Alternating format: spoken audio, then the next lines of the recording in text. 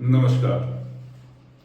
आज का विषय है क्रिकेट के महाकुंभ का भारत का पहला मैच। तो आज के मैच से सीखने के लिए बहुत कुछ था। तो अपने शब्दों में इस मैच की थोड़ी सी व्याख्या करने की कोशिश करूंगा। अगर आपको अच्छा लगे तो वीडियो को लाइक कीजिएगा, चैनल को सब्सक्राइब कीजिएगा। तो चलिए आगे चलते हैं मैच की विवेचना। जो सबसे पहली चीज थी, एक अच्छा स्टार्ट। कोई भी काम आपने शुरू किया तो एक अच्छा स्टार्ट, और एक अच्छे स्टार्ट के लिए जरूरी होती है एक डिसिप्लिन्ड टीम, जो कि शुरुआत में देखने को मिला। मैच की शुरुआत में सिराज और बुमराह की डिसिप्लिन्ड गेंदबाजी, उसके बाद बाकी टीममेट्स का सहयोग। और जैसा कि हम जानते हैं कि कोई भी गेम या कोई भी काम एक टीम गेम होता है, तो टीम गेम टीम से बनता है।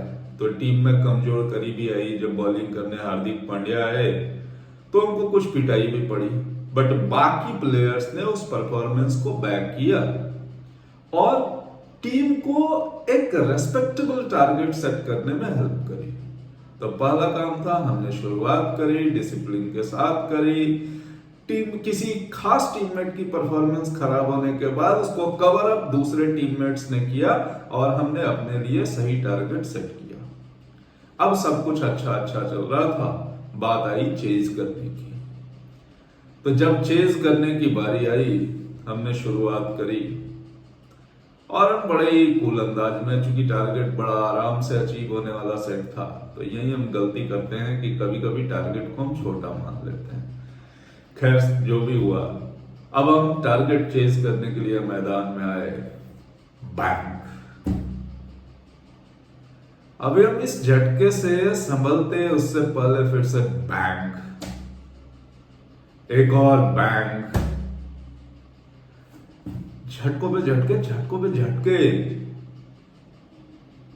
अब मामला फंसता हुआ नजर आ रहा था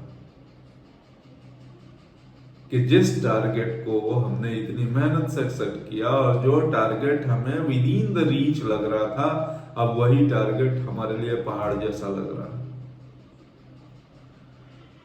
फिर से बारी आई कि अब जो टारगेट हमने सेट किया है, उस टारगेट को अचीव करने के लिए क्या चाहिए? तो वही एक डिसिप्लिन्ड अप्रोच, और डिसिप्लिन्ड अप्रोच के साथ साथ काम और कंपोज्ड बिहेवियर। हमारे जो पहले 3 बैंग बैंग बैंग हुए थे, उसमें कहानी क्या थी?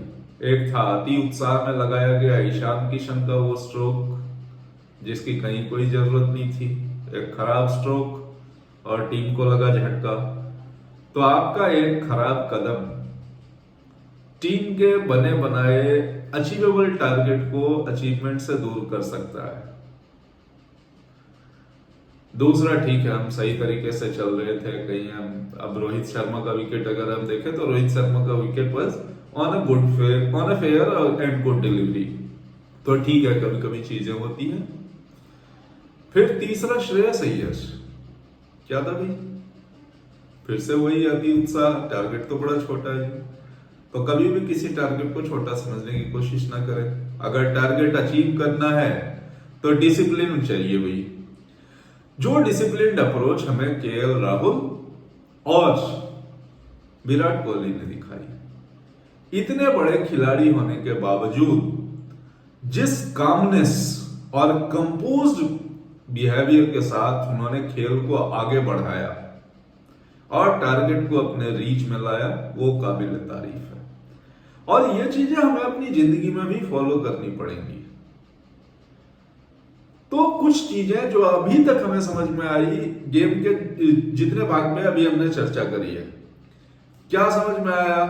सबसे पहले एक टारगेट सेट करना है जो अचीवेबल हो। टारगेट सेट करने के लिए क्या लगेगा? तो एक डिसिप्लिन्ड, कैलकुलेटेड गेम प्ले,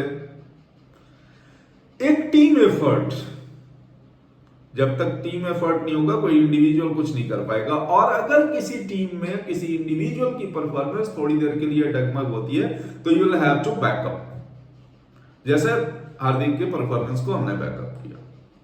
फिर आए हम बैटिंग में, अप्रोच सही होनी चाहिए, अति उत्साह में नहीं होना चाहिए। टारगेट देख के किए तो इजीली अचीवेबल है जी, और उसके चक्कर में हम गलतियां कर बैठे। तो अप्रोच सही होनी चाहिए, डिसिप्लिन होना चाहिए, कामनेस और कंपोज्ड बिहेवियर चाहिए, ठीक है। और जब इस कामनेस और कंपोज्ड बिहेवियर के साथ हम चलेंगे तो कोई भी टारगेट हमारी पहुंच से दूर नहीं होगा। यही हुआ आज की गेम में, जब एक काम और कंपोज्ड अप्रोच के साथ हम गेम में आगे बढ़े तो हमने गेम जीता।